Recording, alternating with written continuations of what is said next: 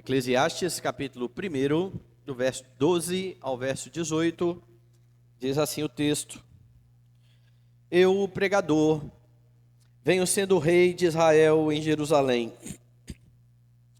Apliquei o coração a esquadrinhar e a informar-me com sabedoria de tudo quanto sucede debaixo do céu. Este enfadonho trabalho impôs Deus aos filhos dos homens para nele os afligir.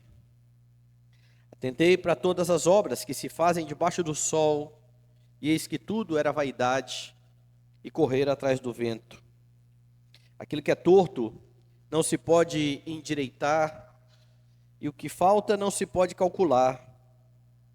Disse comigo: eis que me engrandeci e sobrepujei em sabedoria a todos os que antes de mim existiram em Jerusalém. Com efeito, o meu coração tem tido larga experiência da sabedoria e do conhecimento.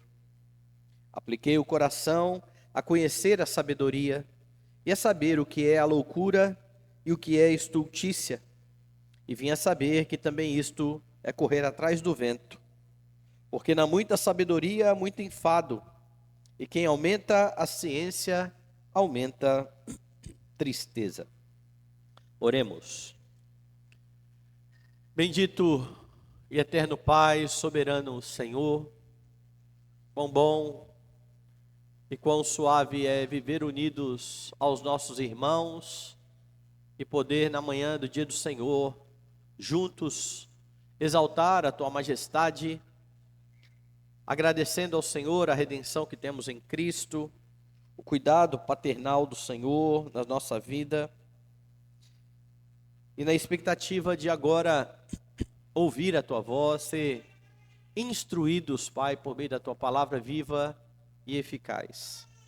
Que o Senhor venha levar o nosso pensamento cativo ao conhecimento de Cristo, nos edificando, exortando e consolando, para a glória do Teu nome, em nome de Jesus.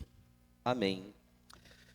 Meus irmãos, qualquer um que observe o mundo, que pare para olhar o caminhar da sociedade e tudo que ocorre, vai perceber logo que alguma coisa está fora do lugar, que alguma coisa está errada.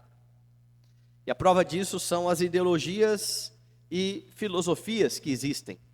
Todas elas são uma tentativa do homem de compreender o que está errado, o que está fora do lugar, e tentar lidar com essa realidade, ou aprender a lidar com essa realidade.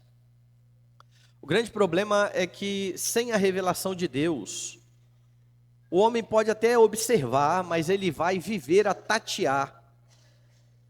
Ele vai ter vislumbres daquilo que está errado, mas ele não vai conseguir ter todo o quadro completo, ter a dimensão completa acerca do porquê as coisas estão erradas.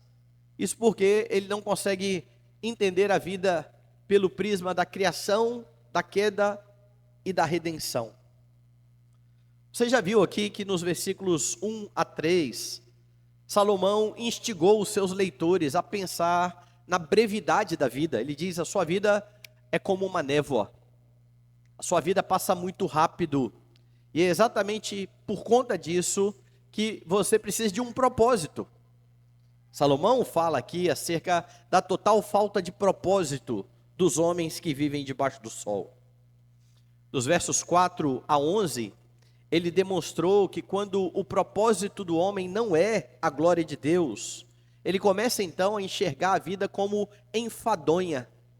O sol se levanta, o sol se põe todos os dias, os rios correm para o mar não se enche, e então a água evapora, vai para as nuvens, chove na cabeceira do rio, e os rios correm para o mar, e então o homem começa a olhar para isso como um enfado, como algo que não tem o menor sentido. Por causa disso, ele nunca encontra satisfação, e não encontra significado naquilo que ele mesmo realiza, nas suas atividades. Um comentarista bíblico afirma que os versos que foram lidos nessa manhã, eles funcionam como uma segunda introdução do livro. Como se Salomão tivesse feito uma primeira introdução do verso 1 até o verso de número 11, que nós já vimos aí, e então do verso 12 a 18, uma segunda introdução. Porque então, depois de levantar a grande pergunta dos versos 2 e 3, e ilustrar essa pergunta de modo breve, de 4 a 11, Salomão passa a falar da sua experiência, daquilo que ele viu, daquilo que ele começou a tentar compreender. Perceba que a partir do verso 12, ele começa a falar na primeira pessoa. Eu, o pregador, venho sendo rei em Israel durante este tempo. E ele continua a verificar o que uma pessoa tem por recompensa do trabalho realizado debaixo do sol, à parte de Deus, desconsiderando Deus. A grande pergunta está no verso 3, relembre aí. Que proveito ou que recompensa tem o homem de todo o seu trabalho que se afadiga debaixo do sol? É uma pergunta importante. Se a vida é breve, se as coisas passam muito rápidas, se você, como uma névoa, está aqui e logo se dissipará, qual é o ganho do trabalho? Para que trabalhar tanto? Qual é a recompensa? É isso que Salomão está investigando. Então você verá no texto de hoje que sem Deus o seu conhecimento não basta. É esse o ponto de Salomão aqui. Sem Deus o seu conhecimento não basta. Por quê? Porque você vive numa criação marcada pela queda. Perceba que o verso 12 aponta Salomão como o autor do livro. Eu, o pregador, venho sendo rei de Israel em Jerusalém. E a forma verbal aqui, que está no texto hebraico, aponta para uma ação que começou no passado e que vem se estendendo ao longo dos tempos. Eu venho sendo rei de Israel, que é uma tradução preferível à de muitas versões da Bíblia, que trata como eu, Salomão, fui rei de Israel. Então os que traduzem assim pensam, mas se ele foi, ele já não é mais. E Salomão, ele não morreu antes de terminar o seu reinado. Não pode ser Salomão, o autor do livro. E é por isso que na sua versão está aí, eu venho sendo rei de Israel. Parece que isso também aponta para a velhice de Salomão. Porque se ele vem sendo rei de Israel, ele já está há algum tempo nesse posto. E agora, no fim da vida, um Salomão mais maduro, um Salomão arrependido dos seus pecados, está colocando no livro aquilo que ele tem a ensinar. Sem contar a menção que ele usa aqui, a utilização da sua sabedoria na empreitada para verificar o que ocorre debaixo do sol. Porque ele diz assim, apliquei, verso 13, o coração a esquadrinhar e a informar-me com sabedoria. Você sabe que foi esse o pedido de Salomão, quando Deus disse, pede o que você quiser. E ao invés de riquezas, e ao invés de poder, o que ele pediu foi sabedoria. E agora ele está dizendo, eu apliquei esta sabedoria para tentar compreender o que ocorre debaixo do sol. Salomão, então, como monarca, como rei, ele é alguém que tem tempo, recursos e sabedoria para empreender a tarefa de buscar o entendimento do qual é o ganho que alguém tem por viver e trabalhar debaixo do sol. Dê uma olhada no verso 13, mais uma vez. E agora eu quero ler mais detidamente, para que você repare algumas expressões. Apliquei o coração a esquadrinhar e a informar-me com sabedoria de tudo quanto sucede debaixo do céu. Este enfadonho trabalho impôs Deus aos filhos dos homens, para nele os afligir. E a primeira coisa que eu quero que você repare, Deus de fato concedeu a Salomão sabedoria. Mas ele não passou a saber automaticamente todas as coisas. Não foi um passe de mágica. Não foi como se Salomão tivesse orado ao Senhor, Deus tivesse dado sabedoria e ele tivesse se tornado uma enciclopédia ambulante. Não foi assim que aconteceu. Ele precisou adquirir conhecimento. E essa é a empreitada de Salomão, e é por isso que ele diz: eu apliquei o coração a esquadrinhar e informar-me com sabedoria de tudo o que acontece. Esquadrinhar é uma palavra importante, é um verbo importante. A ideia aqui é alguém que busca de forma cuidadosa, ou alguém que está investigando cuidadosamente todas as coisas. Outro verbo que aparece aí também é importante: informar. Ele está dizendo: eu pesquisei, eu busquei descobrir. Então o que ele está dizendo é que ele colocou o seu coração nessa tarefa de cuidadosamente investigar e de pesquisar todas as coisas, de modo que você pode compreender que sabedoria não é apenas inteligência, sabedoria não é o acúmulo de conhecimento, sabedoria é aplicar o conhecimento à sua vida, à luz do temor do Senhor, que ele vai dizer é o princípio da sabedoria. É isso que é sabedoria, é você pegar o conhecimento e aplicá-lo à sua vida, à luz do temor do Senhor, para a glória do Senhor. Alguém que vive acumulando conhecimento, alguém que é muito inteligente, não é necessariamente alguém sábio. Mas Salomão está dizendo: eu apliquei o coração com sabedoria. Agora, Salomão aqui não está falando desta sabedoria, que é o conhecimento aplicado à vida para a glória de Deus, porque ele está analisando os homens caídos. Ele está analisando aqueles homens que foram apartados de Deus. Então, ele está falando aqui do resultado do acúmulo de conhecimento sem levar Deus em conta.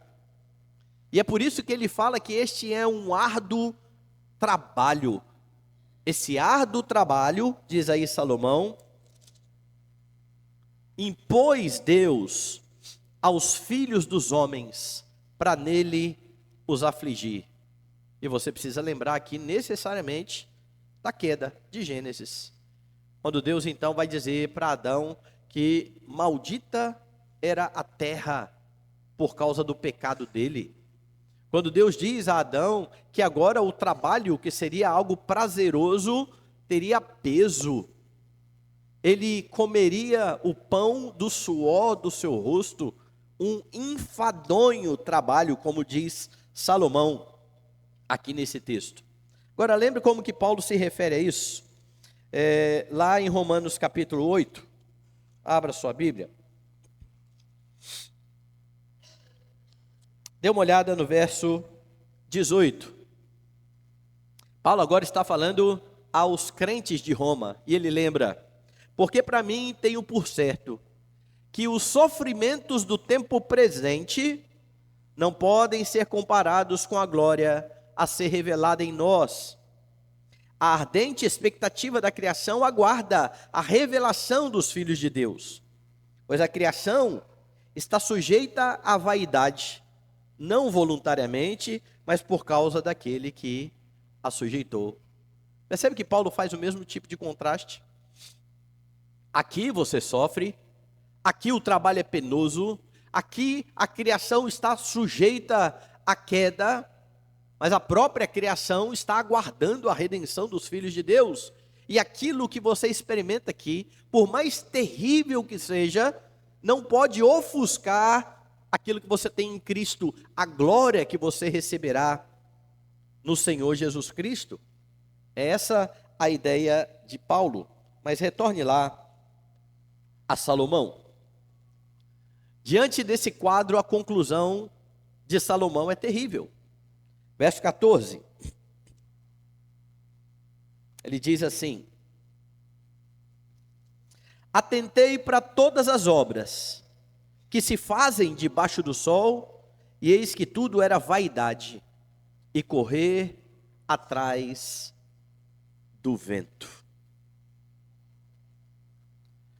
Eu vi tudo, eu analisei tudo. A conclusão é como se isso fosse correr atrás do vento. A imagem, ela beira o ridículo. Você sair daqui a pouco para ir para sua casa e passar ali na frente de Camburi, ou mais tarde um pouquinho, quando está ventando mais em Camburi, e você perceber alguém correndo de um lado para o outro, atrás do nada, e perguntar assim: por que você está correndo assim? Eu estou tentando alcançar o vento. Você vai dizer: coisa ridícula, que coisa mais sem sentido. Pois essa é a imagem que Salomão está colocando aqui. Todo o trabalho que se faz debaixo do sol, a parte de Deus, sem considerar o Senhor, é inútil. É correr atrás do vento, não tem o menor sentido. E é por isso que você precisa lembrar o tempo todo que você vive em um mundo quebrado.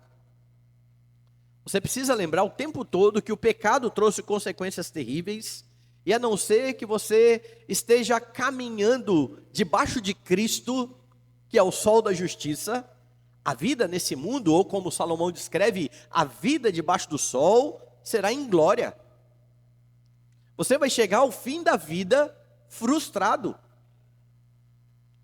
Você vai chegar ao fim da vida, olhar para trás e dizer: não aproveitei nada. Nada teve proveito. E é por isso que você vê algumas questões ocorrerem. Você já viu, por exemplo, a indecisão de muitos para escolher a profissão? O que eu vou fazer? Então você pega um jovem que está ali com seus 17, 18 anos, e eles têm que decidir o que eles vão fazer na sua vida. Qual é a sua vocação? E então começa a vir crises no coração, porque eu vou ter que me meter nisso pro resto da minha vida. Essa é a pergunta de muitos. Tem que ser algo que valha muito a pena. E isso leva também muitas pessoas que já estão na sua profissão e que se desapontaram com a sua profissão a voltar para a faculdade. E aí às vezes você não entende, porque é uma pessoa que estava no mercado de trabalho, estava estabelecido e de repente volta para a faculdade para tentar uma carreira que não tem nada a ver com aquela primeira carreira, na qual ela já está totalmente frustrada e ela quer encontrar algum tipo de sentido. Ou então ela tenta outras possibilidades, sem nem mesmo voltar a estudar. Mas sem Deus, tudo permanecerá sem sentido. Tudo será como correr atrás do vento. Todo o conhecimento que você acumula, e pode ser muito, será um fim em si mesmo. E é por isso que você precisa ansiar pela redenção. Volte lá em Romanos, no texto que eu acabei de ler, e veja a sequência. Capítulo 8, depois que Paulo fala dessa expectativa, que ele fala do sofrimento presente, que não pode se comparar à glória a ser revelada em nós. No verso 21, ele fala de uma esperança, na esperança de que a própria criação será redimida do cativeiro da corrupção, para a liberdade da glória dos filhos de Deus. E quando Paulo fala isso, então, ele está dizendo: é verdade, como Salomão disse, tudo aqui é um mundo de pecado, tudo aqui é viver debaixo da maldição de Deus, e quem não vive para a glória de Deus não encontra sentido em nada. Mas os crentes, aqueles que já estão vivendo debaixo do sol da justiça, esses podem olhar para frente e ter esperança de que todas as coisas serão redimidas para a glória dos filhos de Deus. Essa é a expectativa que tem que estar no seu coração, e é por isso que você não pode esquecer de forma alguma que não é o trabalho que vai dar sentido à sua vida, que não é a família que vai dar sentido à sua vida, quer seja o seu cônjuge, quer sejam os seus filhos, que não é deixar o seu nome marcado na história que vai dar sentido à sua vida. Somente o Senhor Jesus Cristo pode dar sentido à vida que é vivida no mundo mau. Então, debaixo de Cristo, você vai desempenhar o seu trabalho de forma que Deus seja glorificado. Você vai cuidar da sua família da maneira correta. Estas coisas, elas não se tornarão o fim último. O fim último é a glória de Deus. E você faz todas estas outras coisas. Quer você esteja comendo, quer você esteja bebendo, quer você esteja fazendo outra coisa qualquer. Tudo isso para a glória de Deus. É isso que dá sentido à vida. Mas sem Deus, você vai desempenhar todas essas funções. E o coração ficará vazio. E para essa tarefa e para viver dessa maneira, você conta com a intercessão de Cristo. Na sua oração sacerdotal, Jesus fez um pedido ao Pai.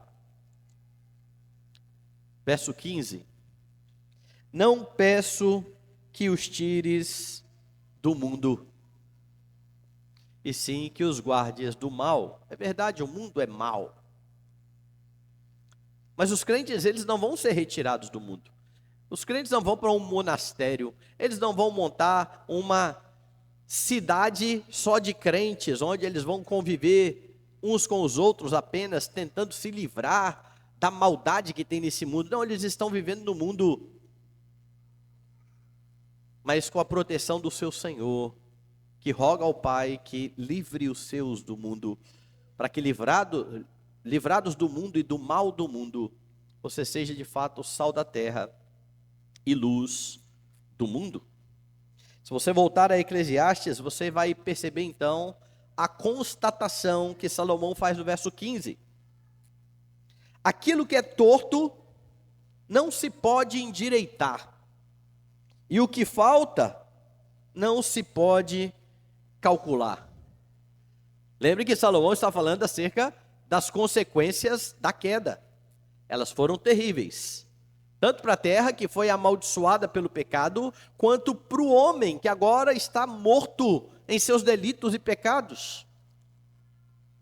Então todo o conhecimento, toda a sabedoria acumulada pelo homem no decorrer dos tempos, tudo isso é insuficiente para curar a ferida da alma. E é por isso que ele diz, aquilo que é torto não se pode endireitar. Ou seja, nenhum conhecimento desse mundo, nenhuma sabedoria desse século é capaz de matar a sede da alma, a angústia da alma, do homem que vive a procurar sentido em todas as coisas e nunca encontra. É essa a constatação de Salomão. Os homens sem Deus, meus irmãos, eles podem até ter noção daquilo que está errado,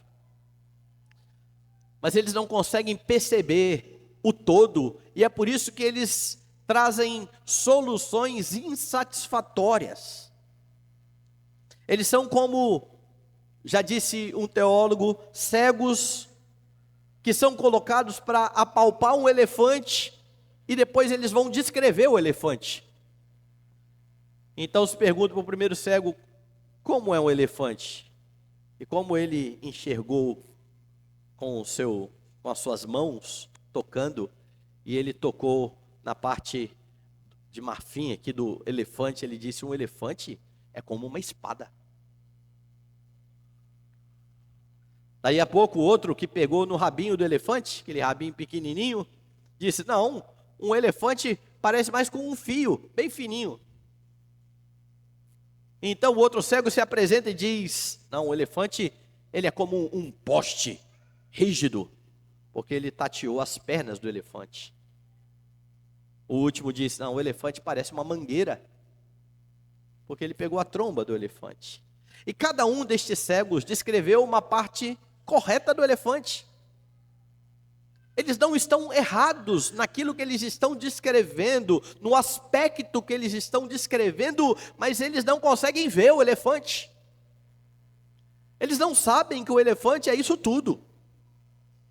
E é por isso que, enxergando errado, ou no caso deles, sem enxergar, eles descrevem errado e chegam a conclusões erradas. Assim é o conhecimento dos homens, assim são as ciências sociais, assim são as filosofias deste mundo, assim são os sistemas de aconselhamento que não levam Deus em conta. Por que que o seu filho se comporta dessa forma? É porque ele teve um trauma na infância, é porque o ambiente em que ele vive não colabora para ele agir de outra forma, é porque nunca se chega no pecado. Nunca se chega na queda. Nunca se chega na razão primordial para todos os problemas e angústias que nós temos no coração.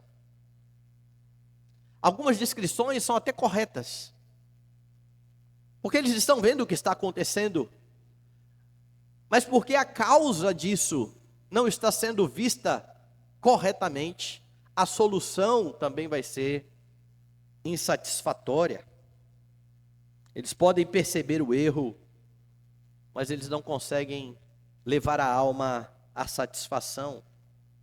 E é por isso que os homens querem produzir aquilo que a Bíblia chama de fruto do Espírito: alegria, paz, longanimidade, benignidade, bondade, fidelidade, mansidão, domínio próprio. Eles querem produzir tudo isso sem o Espírito. Mas se o fruto é do Espírito, é impossível que você consiga estas coisas sem o Espírito. Talvez eles consigam até emular algo parecido com isso, mas de curta duração. É impossível ter o fruto do Espírito à parte de Cristo.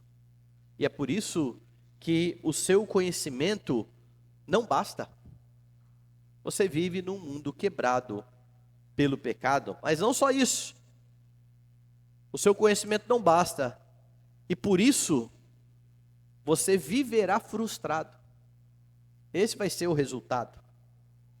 Perceba o verso 16, Salomão demonstra que levou a sério o seu intento de buscar conhecimento. Ele diz assim: disse comigo, eis que me engrandeci e sobrepujei em sabedoria a todos os que antes de mim existiram em Jerusalém. Com efeito, o meu coração tem tido larga experiência na sabedoria e no conhecimento. O que ele está dizendo aqui, não houve ninguém com a capacidade que eu tenho para analisar todas as coisas. E a declaração de Salomão aqui, ela faz eco com aquilo que o escritor do livro dos Reis registrou lá no primeiro livro dos Reis. Abra lá a sua Bíblia. Primeiro livro dos Reis, veja o capítulo de número 4. Perceba se a descrição aqui não é semelhante ao que você tem em Eclesiastes. 1 Reis 4, a partir do verso 29. Deu também Deus a Salomão sabedoria, grandíssimo entendimento, larga inteligência, como a areia que está na praia do mar. Era a sabedoria de Salomão maior do que a de todos os do Oriente e do que toda a sabedoria dos egípcios. Era mais sábio que todos os homens mais sábios do Etã, Esraíta e do Emã, Calcol e Darda, filhos de Maol, e correu a sua fama por todas as nações em redor. Compôs 3.000 provérbios, e foram os seus cânticos 1.005. Discorreu sobre todas as plantas, desde o cedro que está no Líbano, até o hisopo que brota do muro. Também falou dos animais e das aves, dos répteis, dos peixes. De todos os povos vinha gente a ouvir a sabedoria de Salomão, e também enviados de todos os reis da terra, que tinham ouvido da sua sabedoria. Salomão sabia, ou tomou conhecimento de todas as coisas. E é por isso que ele está dizendo aqui, eis, em Eclesiastes, eis que me engrandeci e sobrepujei em sabedoria a todos os que antes de mim existiram em Jerusalém. Com efeito, o meu coração tem tido larga experiência da sabedoria e do conhecimento. O que ele está mostrando aqui, de novo, são as suas qualificações, a fim de poder responder à pergunta do verso 3. Que proveito tem o homem de todo o seu trabalho realizado debaixo do sol? E de fato ele afirma de forma categórica aqui, que o seu coração se aprofundou no conhecimento. Não foi uma busca intelectual apenas, mas uma busca da alma.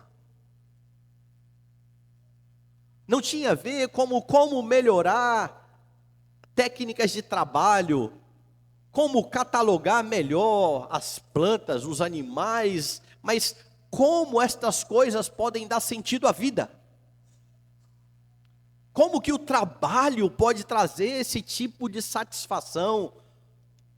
O que Salomão está empreendendo aqui é de fato uma busca pelo sentido da vida.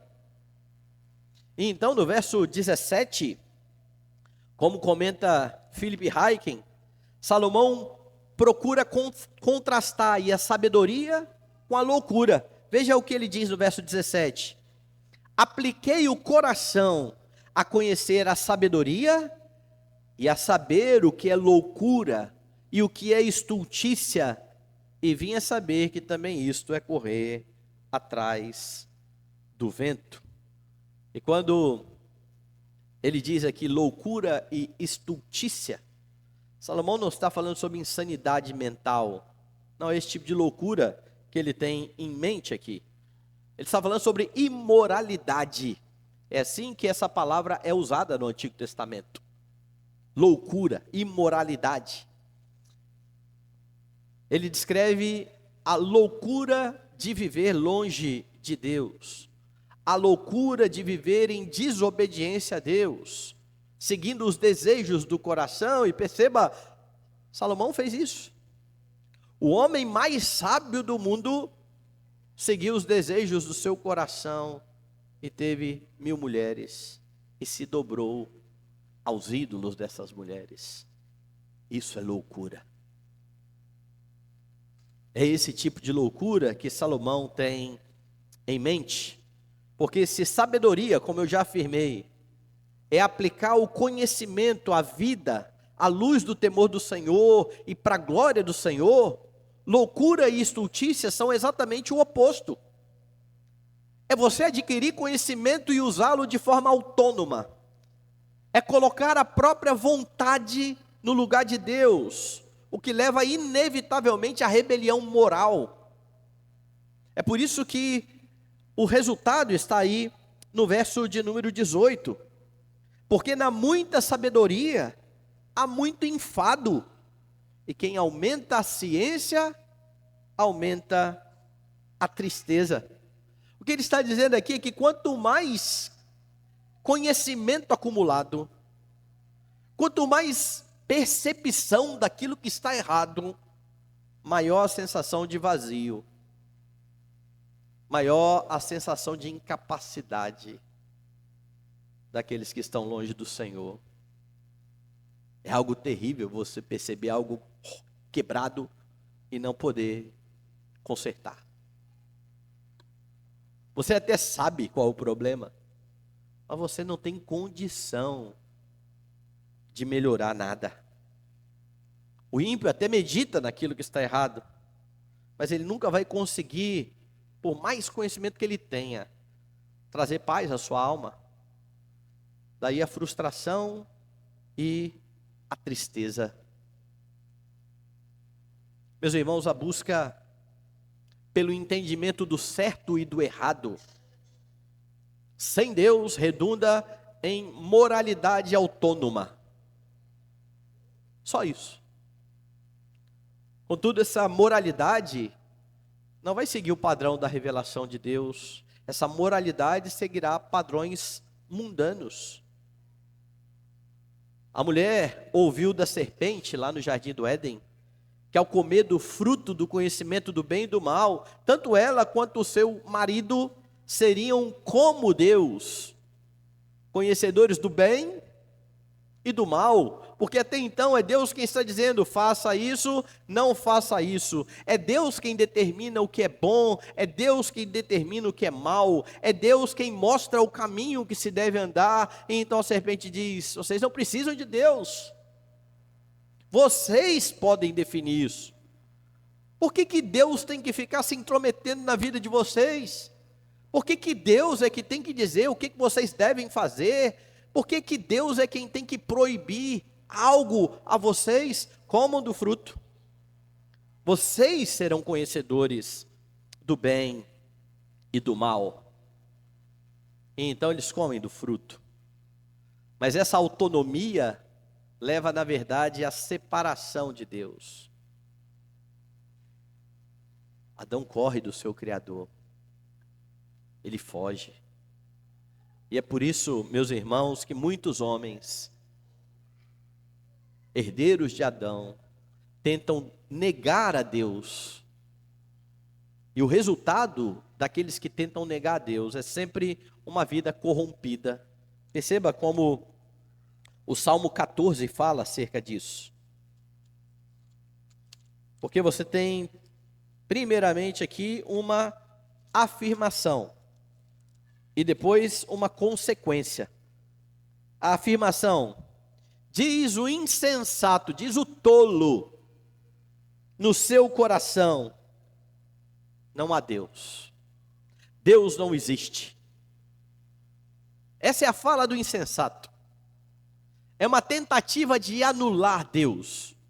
Porque quando Deus é anulado, quando Deus é retirado de cena, não tem ninguém mais para dizer, é esse o caminho, e esse caminho você não deve andar. Você age de acordo com o seu coração. Sabe qual é o resultado? Está aí.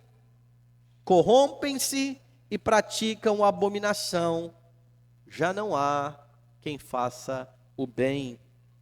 Do céu olha o Senhor para os filhos dos homens, para ver se há quem entenda, se há quem busque a Deus. Todos se extraviaram e juntamente se corromperam. Não há quem faça o bem. Não há nenhum sequer. A autonomia leva à degradação moral. E é por isso que nada nesse mundo tem potencial de saciar a sua alma. E é por isso que os homens vivem desesperados. Essa semana eles têm um objetivo, e assim que eles cumprem o seu objetivo, eles precisam de outro. E eles precisam de mais um, porque nada disso preenche o coração. É o camarada que diz, eu vou escalar a montanha, e então ele se prepara, se dedica, escala, e quando ele chega lá em cima, ele fala, mas é só isso? Eu preciso de uma montanha mais alta. Nada disso preenche o coração.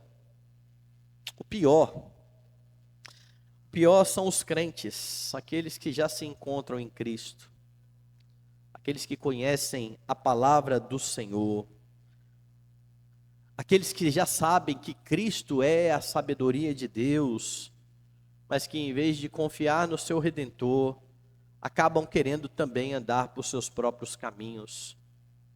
Porque aqui está a palavra de Deus. Você tem o Espírito. Ele dá a você o conhecimento da verdade. E então, diante dos desejos do seu coração, você precisa negá-los para fazer o que Deus ordena. Mas você não quer. Você acha que aquilo que Deus está propondo não vai saciar você? Você tem que se meter em pecado. Porque na sua cabeça é isso que vai dar alegria à sua vida. Não cai nesse erro. A verdadeira sabedoria está no temor do Senhor, como vai afirmar Salomão aqui no livro de Eclesiastes, quando você rejeita a palavra de Deus, que o salmista diz que restaura a alma, e vai em busca da sabedoria dos homens para resolver os problemas do seu coração, o resultado é frustração. Sempre será esse. Ainda que haja certa melhora paliativa em alguns momentos, mas a vida no mundo quebrado vai fazer com que você se depare mais uma vez com a realidade. Aquilo que o mundo oferece, aquilo que os homens oferecem, aquilo que o seu coração anseia, não preenche o vazio do seu coração. Não traz cura para a sua alma.